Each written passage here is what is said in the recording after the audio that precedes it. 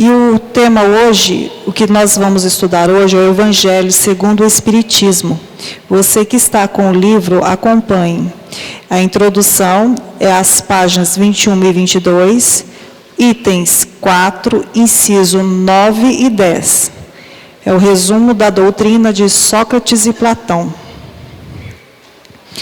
Se a morte fosse a dissolução total do homem, seria um grande lucro para os maus.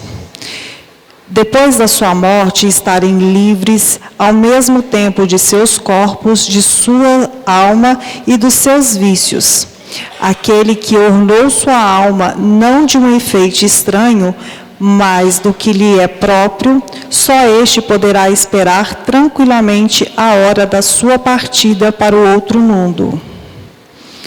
Em outros termos, é dizer que o materialismo que proclama o nada depois da morte seria a anulação de toda a responsabilidade moral ulterior e, por consequência, um excitante ao mal.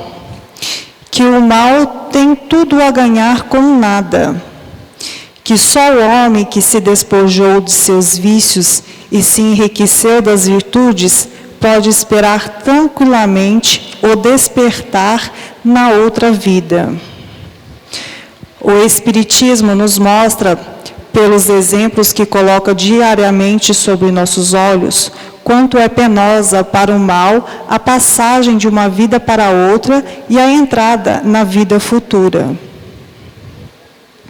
O corpo conserva os vestígios bem marcados dos cuidados que com ele se tomou, ou dos acidentes que experimentou. Ocorre o mesmo com a alma.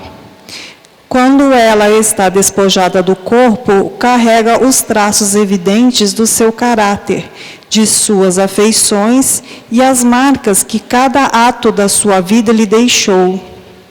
Assim, a maior infelicidade que possa atingir o homem é a de ir para o outro mundo com uma alma carregada de crimes. Tu vês, Cállicles, que nem tu, nem Polos, nem Górgias, não saberias provar que se deve levar uma outra vida que nos será útil quando estivermos lá embaixo.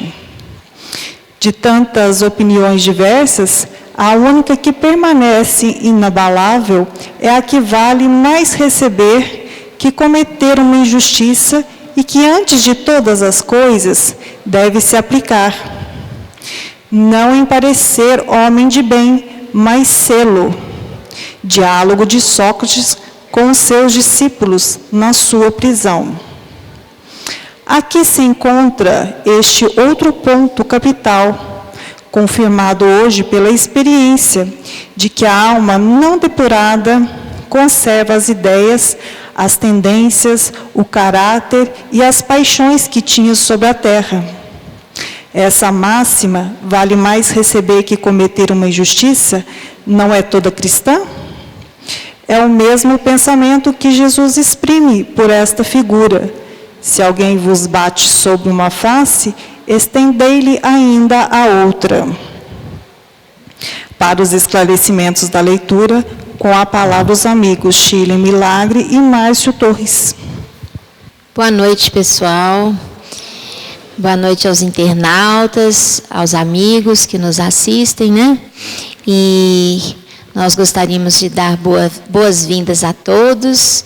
Hoje é dia de Evangelho, é dia de estudarmos juntos.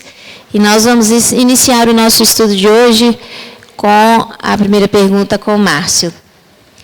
A palavra é sua, Márcio. Boa noite, pessoal. Graças a Deus, mais uma quarta-feira, né? Vamos lá. Nós vamos fazer uma pequena explanação e, em seguida, a gente já começa com as perguntas, tá ok?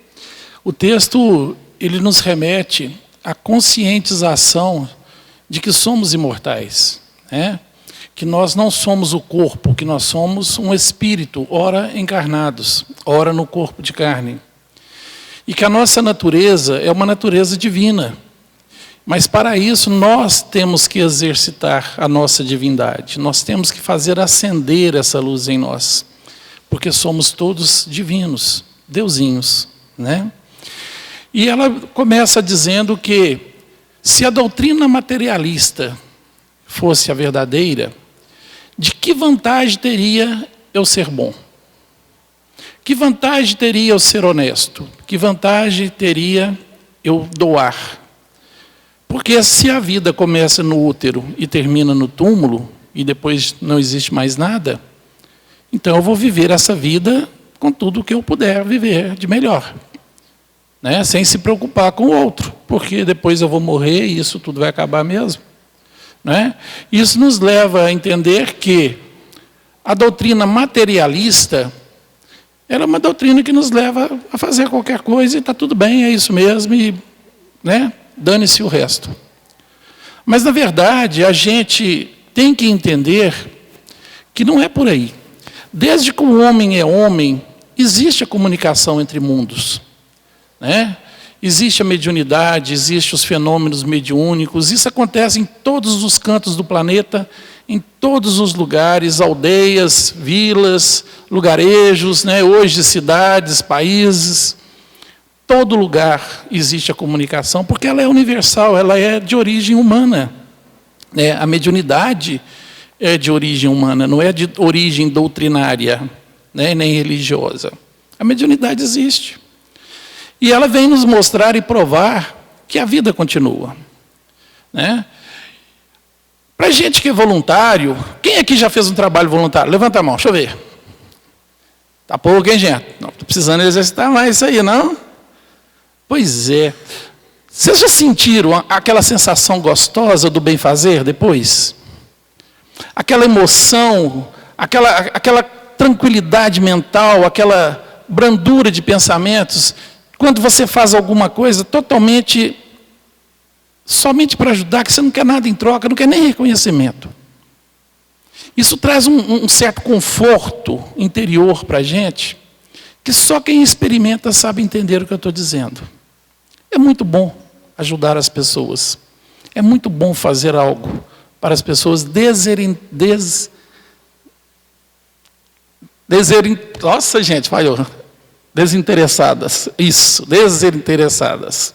Né? Porque quando a gente faz com segundo interesse, com algum interesse, já não tem a mesma reação. Dá até um certo prazer, porque você fez alguma coisa. Mas o desinteresse, ele nos dá um certo conforto, né? Gente, vamos pensar na imagem de Madre Teresa de Calcutá.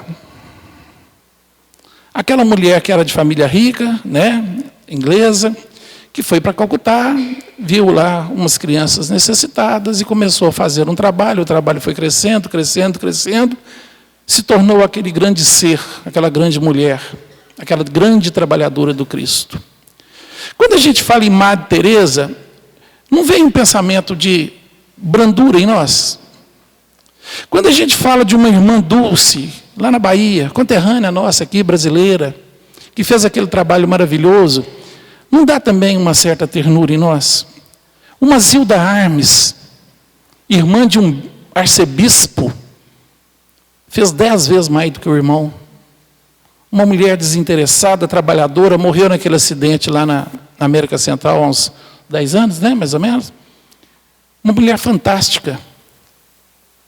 Essas pessoas, quando se doam, só de pensar nelas, já nos dá um certo alento. Chico Xavier. Quem vê a figura do Chico Xavier e ainda consegue achar que ele é feio?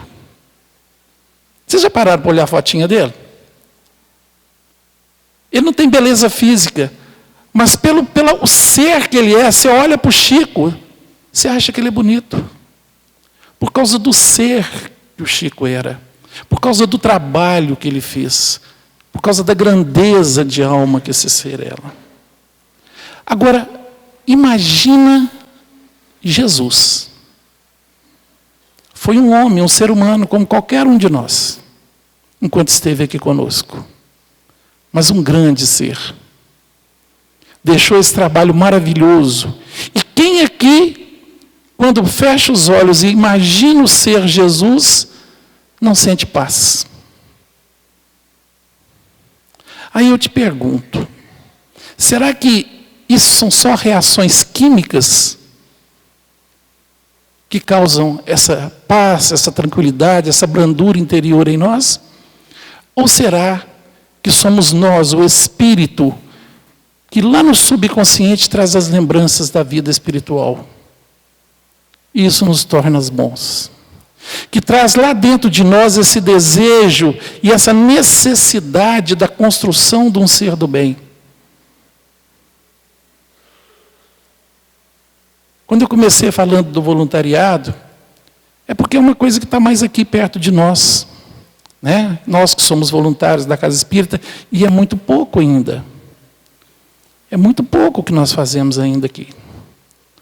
Porque existe lá fora, fora das paredes, um mundo de necessitados, de todas as ordens, que espera por nós. Espera por nós. Muitas vezes a gente pensa assim, Márcio está falando ali de Zilda Armes, Madre Teresa, né? Irmã Dulce, um Chico Xavier. Tem mais um caminhão de exemplos que a gente poderia dar. Você fala assim, mas eles são seres, né, mais preparados. São, mas começaram pequeno. Olha o começo do trabalho de cada um deles. Começou pequeno. E a coisa vai tomando proporção, porque quando a gente trabalha no bem, a gente engrandece. E à medida que a gente engrandece, Deus encaminha para nós, para que a gente cresça junto com o trabalho. Todos nós temos condições de fazer alguma coisa. Todos nós temos condições de doar alguma coisa. Nós temos condições de ajudar o irmão. Nós somos todos caminhantes do mesmo caminho. Alguns estão uns passos à frente, outros alguns passos atrás, mas nós estamos caminhando para um lugar só. Bobo daquele que acha que ele é superior ou melhor, ou que é inferior ou pior. Porque somos todos exatamente iguais. Deus nos criou iguais. Quando nos criou como espíritos imortais que somos. Isso lá alguns milênios atrás. Porque nós não temos a idade física. Engana-se quem pensa que tem. Nós somos milenares já. Né? Então, todos nós fomos criados iguais. Mas Ele nos deu o livre-arbítrio, que é o direito de escolha. E no uso do livre-arbítrio, cada um seguiu o seu caminho, seguiu aquilo que era melhor para si naquele momento. Ou que era mais agradável, mais útil, mais necessário. E essas escolhas distintas nos fizeram hoje distintos. Hoje nós somos diferentes. Física, moral, intelectual, cultural, né, financeira, social. Mas a nossa essência é idêntica. Não há diferença alguma entre nós. E esse caminhar para a nossa ascensão divina vai nos tornar de novo exatamente iguais. Começamos iguais, ficamos diferentes e vamos nos tornar iguais novamente. Porque é isso o nosso destino. É o destino do amor, é o destino da paz, é o destino da construção de si mesmo, para que possamos crescer para Deus. Deus nos aguarda de braços abertos. Deus não faz escolhas. Deus não impõe. Deus não me culpa. Deus não me condena. Mas me deu a lei do retorno. Me deu a responsabilidade sobre mim mesmo. Só sobre mim mesmo. E espera que eu faça o melhor. Mas Ele entende que ainda nós somos crianças aprendendo a andar na imortalidade. E que nós necessitamos de muitas vindas à carne ainda, para que a gente possa ir crescendo e aprendendo com os nossos erros e acertos. Então Deus não me vê ontem. Deus não quer saber o que eu fiz ontem. Ele me olha agora, nesse exato momento, o que eu estou fazendo. É isso que importa para Ele. Não importa os erros que eu cometi, as coisas que eu fiz ou deixei de fazer. Importa o que eu estou fazendo agora. Isso para Deus é que é importante. É hoje que Ele me olha. E às vezes a gente fica preso a passado, preocupado com as coisas lá, sofrendo, entra em depressão, entra em amargura, em arrependimento, em remorso. Sendo que hoje eu posso chegar e refazer. Eu posso chegar perto da Sheila e pedir perdão. Eu posso tentar procurar um irmão e tentar ajudá-lo. Quantas às vezes a gente conversa, pessoas que falam que guardam a mágoa do pai. Eu não tenho nem coragem de abraçar meu pai, mas baba de vontade de abraçar. Dá vontade de falar assim, ô bobo, abraça, aproveita que ele está do seu lado. Porque na hora que ele partir, porque todos vamos partir, ou você ou ele vai primeiro, um dos dois vai, com certeza. Você não vai poder dar esse abraço mais. E não carrega em si esse remorso não, que isso não vai te fazer bem. Para que eu fico guardando picuinhas? Para que eu fico guardando rancores, mágoas? Para quê? Que bem isso me faz? O que me faz bem é o bem que eu faço. E o que me faz mal é o mal que eu faço. O mal que o outro me faz, fica com ele. Chega em mim se eu aceitar. Se eu aceitar, se eu irritar, se eu guardar rancor, se eu guardar mágoa, se eu quiser revidar, aí me faz mal. O mal que me faz mal é o mal que sai de mim. Não é o mal que chega a mim. Esse mal que chega a mim pode trazer algum prejuízo material. Pode trazer algum prejuízo material, mas não precisa me atingir. Gente, Jesus foi martirizado. Em algum momento, diante de Pilatos, a Bíblia fala que Jesus falou assim, ô Pilatos, eu sou um cara bacana, eu vim aqui para trazer a lei do amor, não me condena, eu sou inocente. Tem isso na Bíblia? Não tem. Ele aceitou.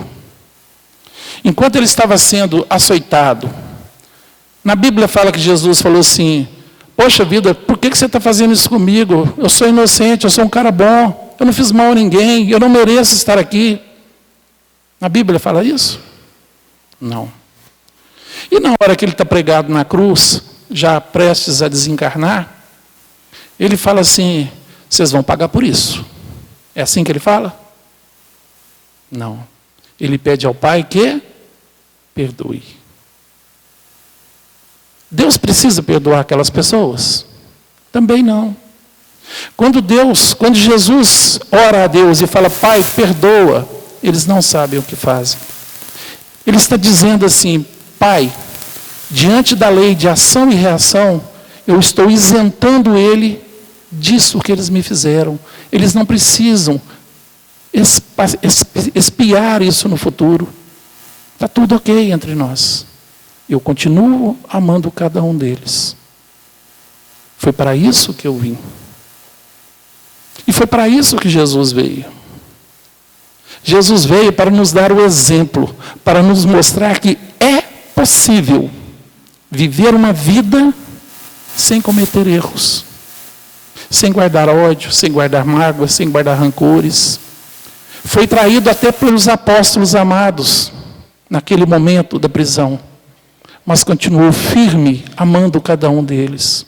Não condenou nenhum deles, nem Judas. Segundo a doutrina espírita, Jesus, assim que desencarnou, a primeira coisa que fez foi procurar Judas no mundo espiritual. Olha a grandeza desse ser. Nosso irmão Jesus. Ele não veio para me salvar. Porque se assim fosse, nós já estaríamos vivendo um paraíso há 2000 anos. Jesus veio me libertar da minha ignorância, me mostrar que eu sou Deus.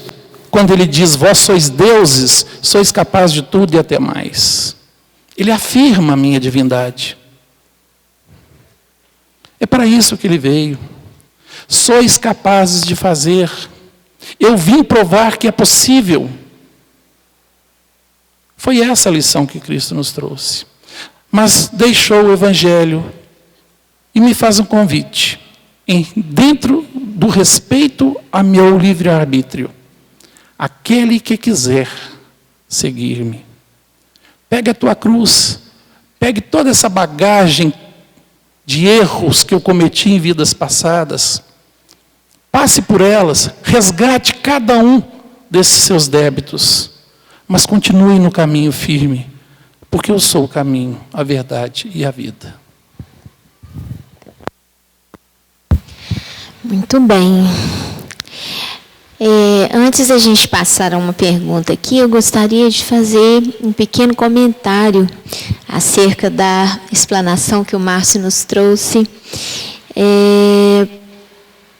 A questão de saber que a vida continua, quando é que ela se torna relevante para nós?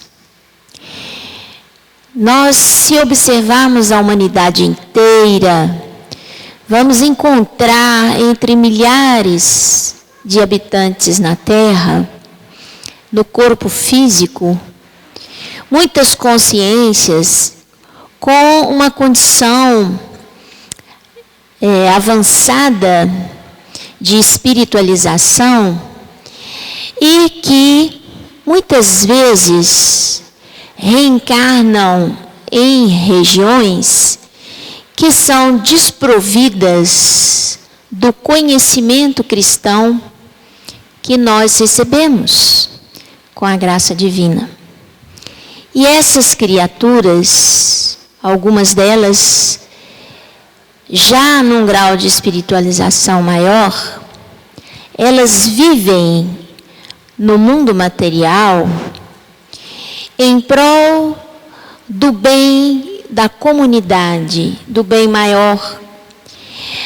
Vivem com respeito às leis, com a fraternidade legítima, não se importando muitas vezes se vai morrer amanhã ou não e o que vai acontecer com ela.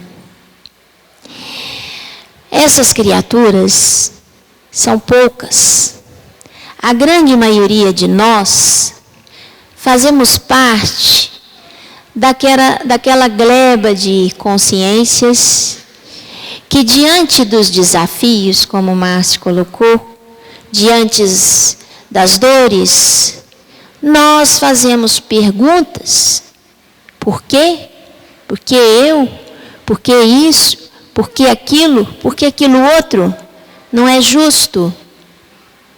Então, nós, que muitas vezes recalcitramos contra os aguilhões, é que somos consciências necessitadas do cristianismo, da boa nova, porque sem ela nós ficamos perdidos na nossa caminhada.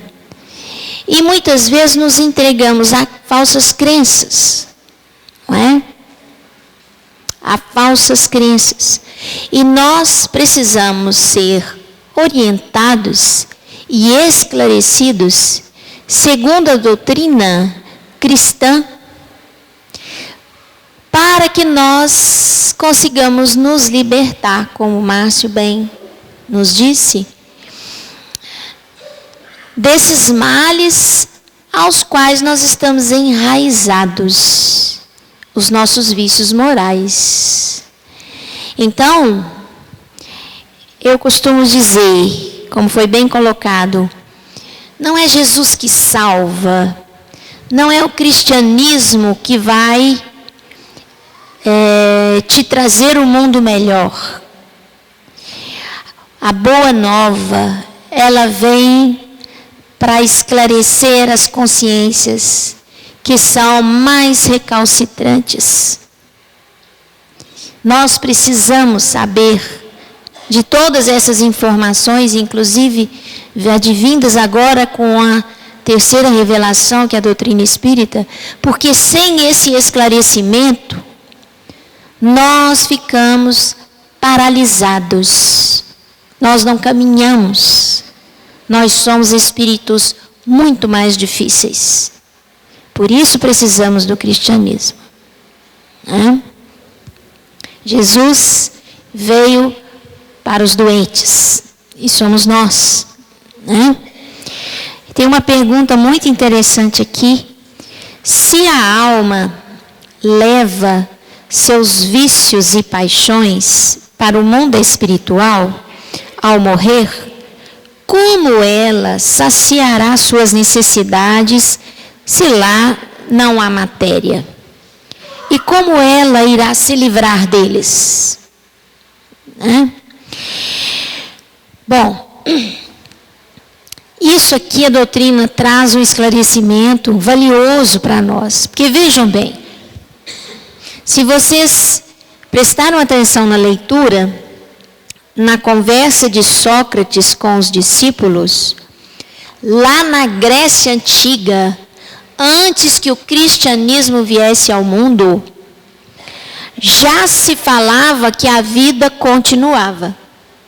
Então não é novidade nenhuma dizer que ninguém morre, que existe uma alma que sobrevive à morte do corpo. Isso não é novidade. Isso na Grécia Antiga já era falado por Sócrates. Não é um conhecimento novo. O que é novo então? O que é novo é a visão dessa vida após a morte. Isso é novo. Porque aí a doutrina espírita vem nos dizer que nós deixamos o corpo, mas não deixamos o que nós somos como pessoa. Os nossos hábitos de pensamento, a nossa maneira de lidar com os problemas, o que nós sentimos quando nós nos deparamos com um determinado cenário que nos apresenta. Não é porque eu morri que eu vou deixar de ficar com raiva, indignado, xingar o governo e vai por aí afora. Não é porque eu morri, não. Evidentemente que muitos valores que eram para nós muito relevantes enquanto na vida material, eles deixam de ser relevantes na vida espiritual. A gente percebe isso quando morre, né? Mas as nossas necessidades íntimas, elas caminham conosco, elas não morrem com o corpo. Então eu preciso me disciplinar nos meus hábitos, nos meus desejos, nas minhas vontades. Inclusive no mundo espiritual, se eu tenho vícios ligados à matéria, muitas vezes o meu espírito, por estar ligado a preservado esse vício e ter levado isso, né, eu vou me utilizar daquela criatura que está encarnada para, através de uma sintonia mental e perispiritual, eu utilizar dessa criatura para satisfazer necessidades que eu cultivei aqui, que eu não me libertei. Então eu uso o intermediário, que é a consciência encarnada. E isso deflagra muitas vezes os processos obsessivos, né? E como que ele pode se livrar desses vícios? Como que vai poder se livrar dessas necessidades? Lá na espiritualidade, assim como aqui na Terra, a criatura deverá fazer o seu próprio esforço através do trabalho no bem, o trabalho voluntário na espiritualidade. Evidentemente que lá você não trabalha para manter sua sobrevivência. Então o trabalho lá é o quê? É o trabalho em prol do bem maior, do nosso próximo.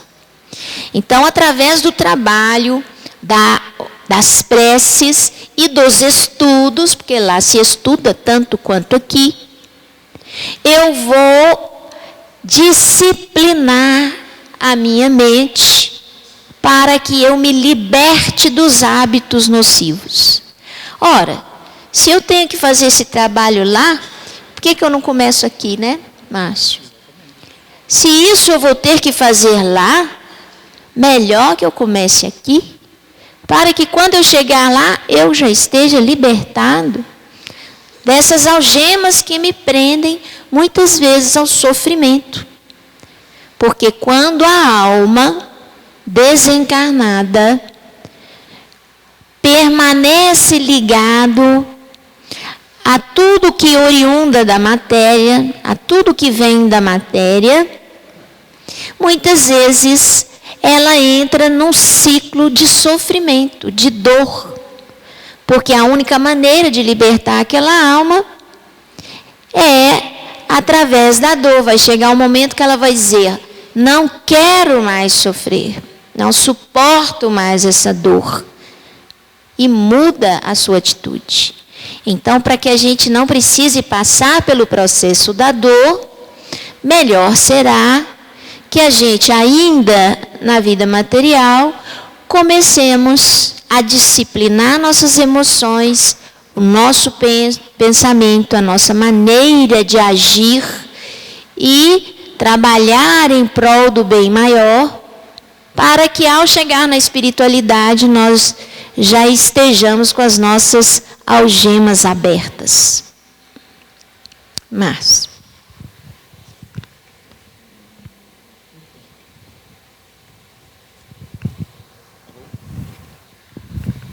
alô? Não, voltou.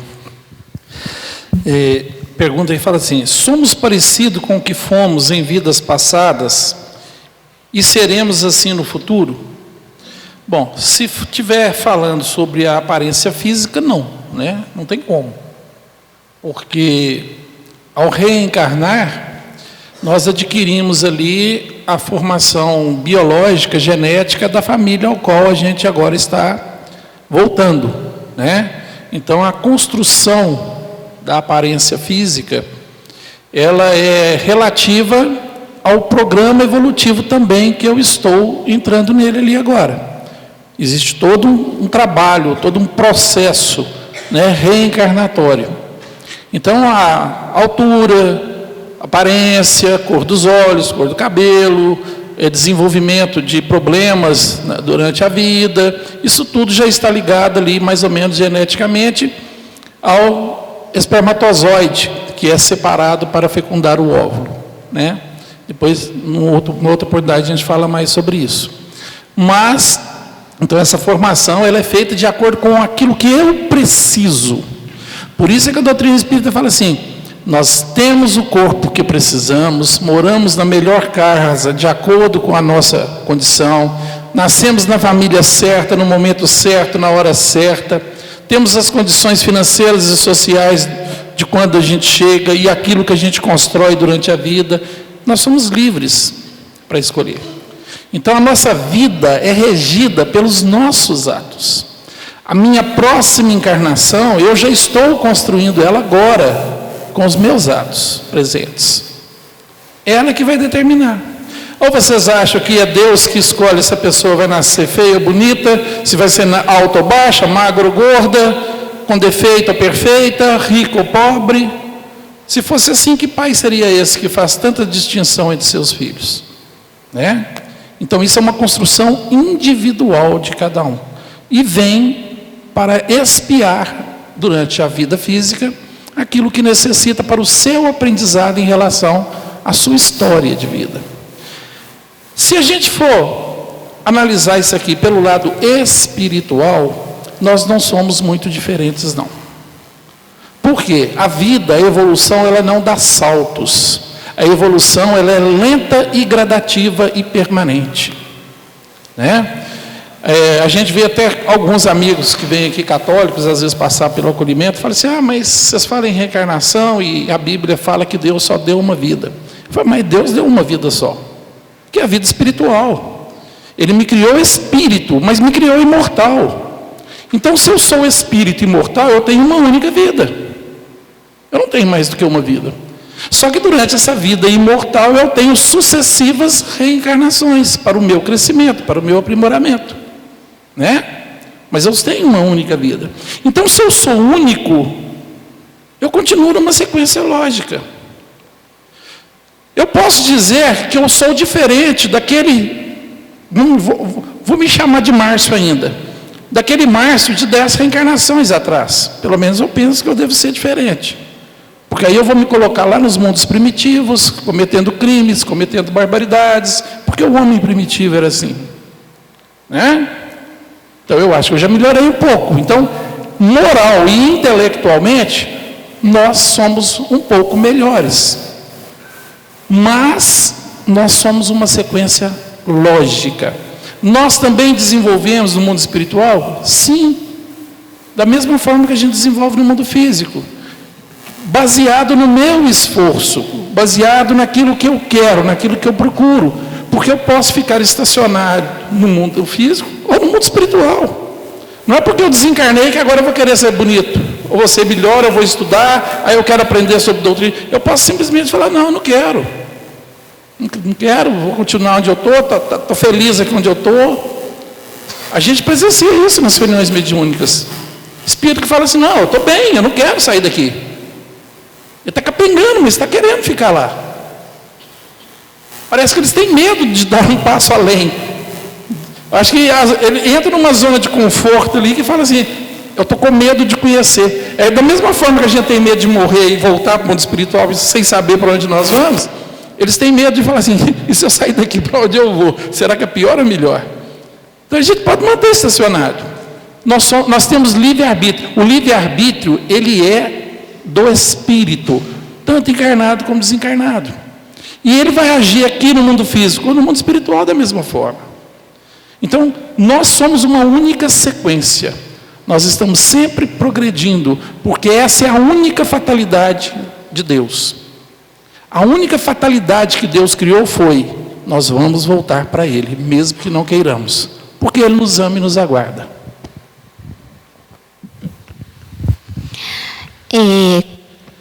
Qual a diferença entre niilismo e materialismo e por que o espiritualismo, particularmente o espiritismo, pode tornar o mundo melhor?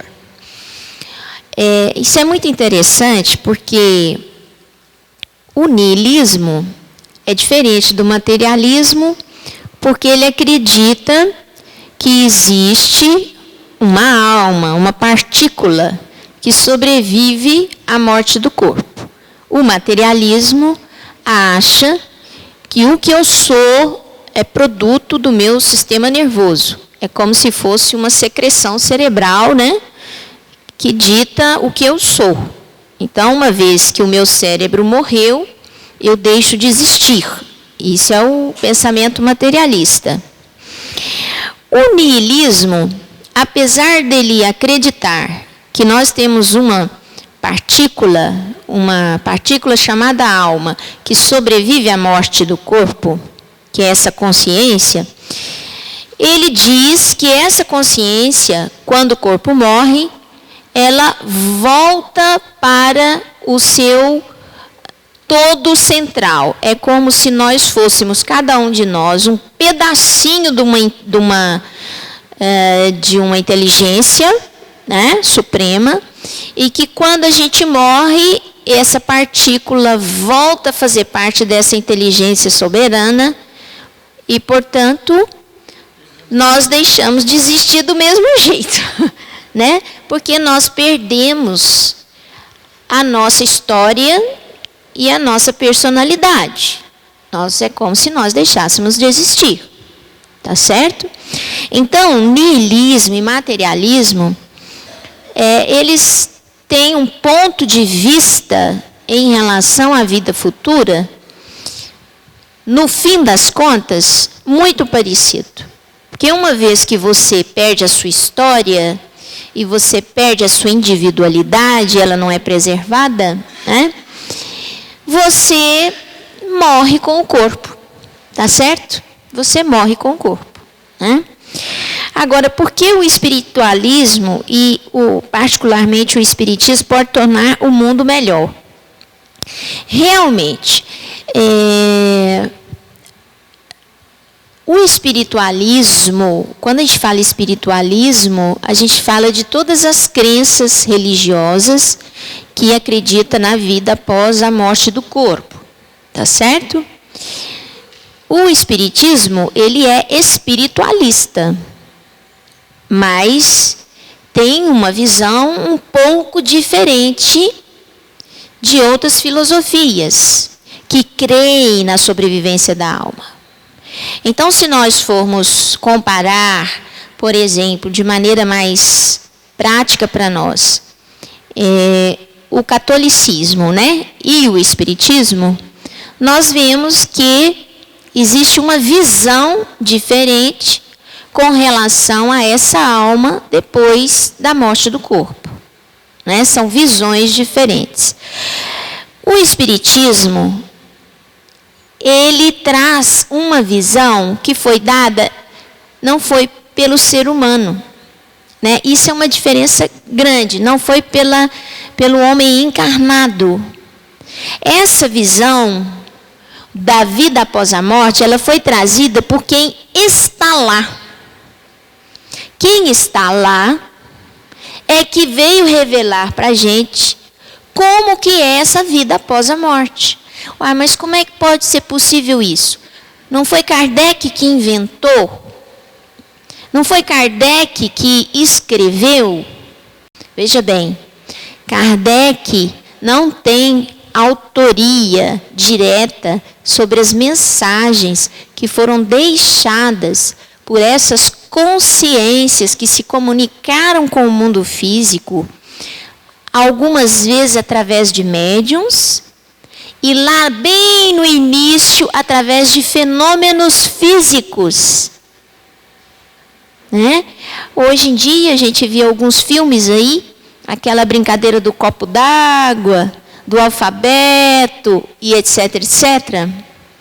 Pois é. Aquilo ali, lá no início da manifestação dos espíritos na Terra, aquela era uma das formas que os espíritos encontraram de iniciar essa comunicação conosco. Depois, elas aconteciam através dos médiuns. E olha que interessante, mensagens eram trazidas de vários pontos do planeta Terra. Países diferentes, pessoas que nunca se comunicaram, nunca se encontraram, começaram a trazer mensagens idênticas. Daí veio a verdade do Espiritismo. Então, a visão que a doutrina espírita traz para nós é a visão trazida pelos Espíritos. Eles são os autores da doutrina espírita. Eles é que nos trouxeram. Kardec compilou, organizou, selecionou aquilo que estava repetitivo.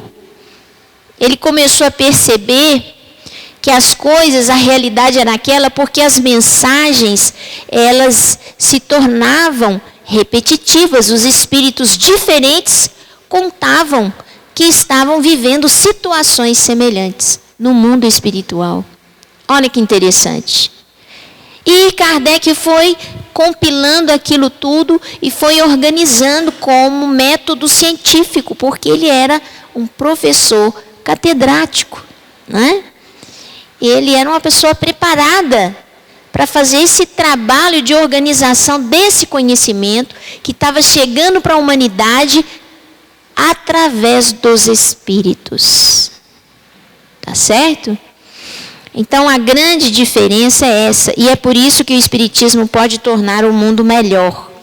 Porque agora, dentro do Espiritismo, a gente sabe exatamente como funciona a relação do mundo material com o mundo espiritual, as perguntas filosóficas. Por que eu estou aqui? De onde vim? Para onde vou? Qual o sentido da vida aqui na Terra? Essas perguntas estão respondidas.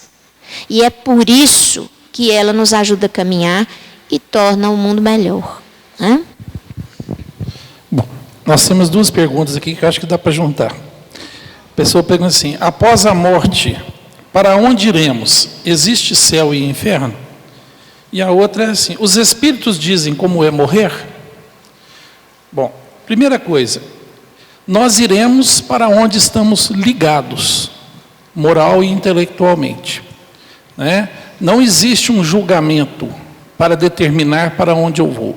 Aquela frase de Jesus, a casa de meu pai há muitas moradas, nos dá um norte sobre isso.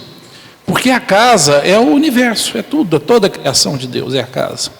As moradas já fomos nós, os espíritos que Ele criou, co-criadores, né, deusinhos, que cria de acordo com a evolução de cada um. É a mesma coisa da gente imaginar assim, um pedreiro meia colher constrói uma casa, concorda? Um engenheiro formado também constrói uma casa. Qual casa fica mais forte, estruturada e bela? Da mesma forma, a gente pode inverter isso a nível espiritual. Quanto mais evoluído é o ser, melhor é a morada onde ele está, conectado vibracionalmente, né? Quanto menos evoluído é o ser, mais tenebrosa é a condição que ele se encontra, porque ele está ligado nessa faixa. A lei chama-se lei de afinidade e atração. Ela nos liga aos nossos iguais. Aqui eu visto uma máscara de bonzinho, lá não. Porque nós, espíritos que somos, nós vibramos uma energia. E é essa vibração energética que eu emito de acordo com a minha natureza, é que me conecta. E é lá que eu estarei. Então não existe um céu com anjinhos, harpas e uvinha, aquela ideia grega do céu, né? Nem existe o inferno, com aquele fogo, o companheiro lá chifrudo lá, né, espetando a gente, isso também não existe. Aliás, não existe santos, anjos nem demônios, porque Deus criou apenas espíritos e deu a eles o direito de evoluir de acordo com sua vontade. Então, se eu sou bom e morri, eu continuo bom. Se eu sou mau e morri, eu continuo mau. Se eu gosto, eu vou tentar ajudar. Se eu não gosto, eu posso querer atrapalhar. Isso não me torna anjo nem demônio. Me torna um espírito em evolução ou um espírito ignorante. Tudo é temporário, porque a evolução é para todos. Deus é Pai de todos. Nós temos que entender isso. Vou pegar duas imagens. Jesus e Adolf Hitler. Acha que para Deus há diferença entre eles? Nenhuma. O amor de Deus é o mesmo para os dois. Um extremamente evoluído, que hoje é o nosso governador planetário, o engenheiro astral que montou esse planeta para que nós viéssemos ser tutelados por ele. O outro é um espírito em desenvolvimento, um espírito atrasado, muito atrasado. Mas para Deus são dois filhos. E segundo Cristo, ele é um Deus em desenvolvimento. Hitler um dia será um Cristo governando um planeta, como todos nós seremos. Esse é o nosso futuro, é isso que nos aguarda. Porque não há diferença para nós, né? Então, nós iremos para onde estamos conectados vibracionalmente. Imagina, quem acha que nós estávamos no nosso lar da vida? Para quem assistiu o filme ou leu o livro. Com certeza, eu imagino, pelo menos eu, que ainda não. Nós ainda estávamos em zonas de sofrimento, de acordo com a nossa natureza moral. Né? Cada um conhece a sua consciência, seus erros, né? Seus pensamentos. Acha que nós temos condições de ser um espírito trabalhador de nosso lar? Pode ser que hoje sim, mas será que na vida passada, quando eu desencarnei, eu estava nessas condições? Aí Deus, com a sua misericórdia, me permite reencarnar. A espiritualidade faz todo um trabalho reencarnatório, faz todo um projeto para que eu possa melhorar dentro daquilo que eu preciso. E eu sou colocado novamente no útero de uma mulher, para que lá forme esse novo uniforme carnal. Para quê? Para que eu comece a me preparar para morrer. A vida física é para preparar para a morte. A gente precisa parar de pensar na morte como fim, como castigo, como putrefação, como... Gente, morrer é voltar para casa. Morrer é tirar esse uniforme pesado, carnal que eu carrego, e já não me serve mais, jogo fora e volto para casa. Terminou meu ano escolar.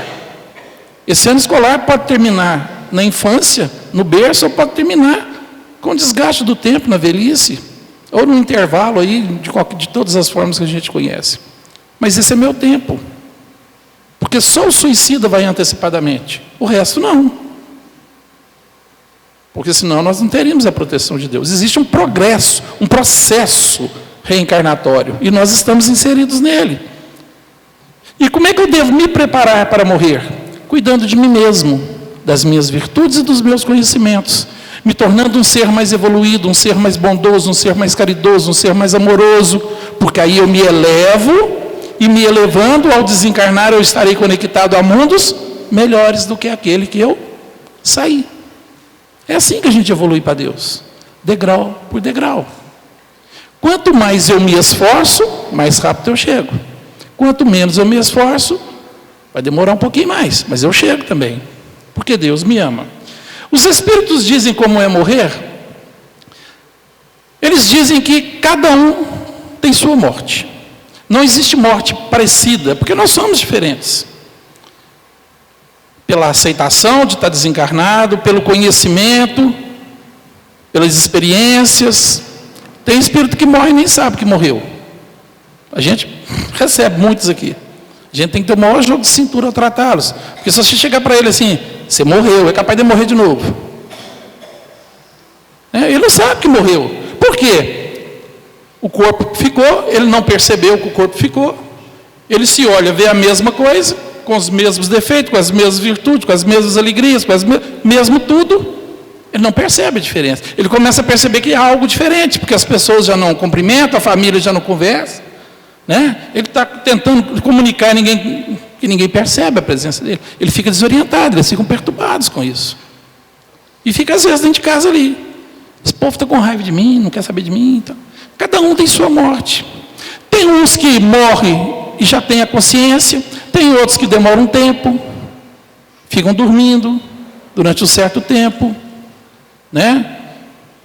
E é individual. O que a gente tem que entender é que as mazelas físicas permanecem se eu não me equilibrar. Eu tenho um defeito físico. Eu posso desencarnar e manter o defeito físico? Pode. Como eu posso desencarnar e estar perfeito. Eu posso desencarnar aos 80 anos e querer ter a aparência de 30? Pode. Se você tiver capacidade, porque o corpo perispiritual ele é plástico, ele se molda. Eu posso. Então, entre morrer e estar vivo, a diferença é estar com o corpo ou não. Corpo físico, porque o corpo perispiritual acompanha. Então não há muita diferença entre morrer e não. Dói morrer? Não. Pode até doer um infarto, naquele momento a dor física. O desencarne aconteceu, já não existe mais a dor. Entendeu? Não dói ficar de lá. Eu não vou ficar no cemitério vendo meu corpo, a não ser que eu queira. Eu sou livre. Eu não preciso ficar na minha casa acompanhando meus familiares, porque se eu tiver consciência, eu posso já pedir auxílio, porque os amigos espirituais estão do nosso lado o tempo todo, a nos auxiliar. Ninguém fica desamparado. Ninguém. Por pior que seja, não fica desamparado. Ele pode até não receber o auxílio pela sua ignorância, porque às vezes ele está tão ligado à matéria ainda, que ele não percebe nem os outros espíritos que estão ali para auxiliá-lo. Então os espíritos aguardam em respeito ao livre-arbítrio dele. Então, morrer, cada um morre à sua maneira. Da mesma forma que nós nascemos sozinhos, nós voltaremos para casa sozinhos também. Ok?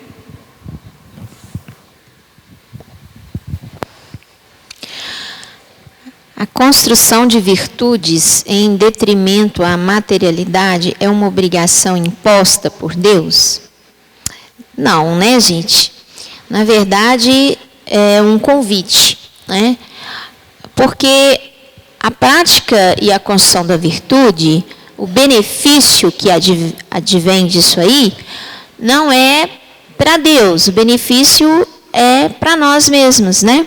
Então é um convite que a Divina Providência faz a cada um de nós para que busquemos o bem a partir de nós e através da modificação do nosso pensamento, das nossas atitudes, dos nossos objetivos, dos nossos valores, nós possamos tornar a nossa vida, e essa vida é a vida eterna, do ponto de vista que o Márcio nos trouxe, que a vida do Espírito é uma só, né? Então, essa vida que é uma só, a vida nossa, que ela realmente se torne benfazeja, nos trazendo a paz, a tranquilidade e a sensação de realização, de dever cumprido, de consciência, vamos dizer assim, satisfeita, né? Para o resto da nossa eternidade, que nós somos eternos, né? Então, Jesus e nosso Pai não nos obriga a nada, muito antes, pelo contrário, respeita o nosso livre-arbítrio integralmente, né? E a decisão de construir as virtudes, ela é nossa, para o nosso próprio bem, né? Para que nós sejamos felizes realmente. É esse o objetivo maior. Nós vamos agradecer a oportunidade de estudarmos junto com vocês. Obrigada pela colaboração de todos, né?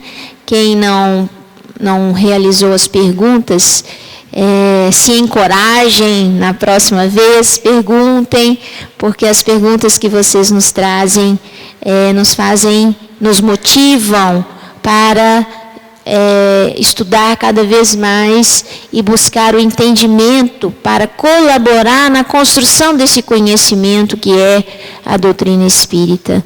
Agradecemos aos internautas também a presença, a colaboração e a participação conosco.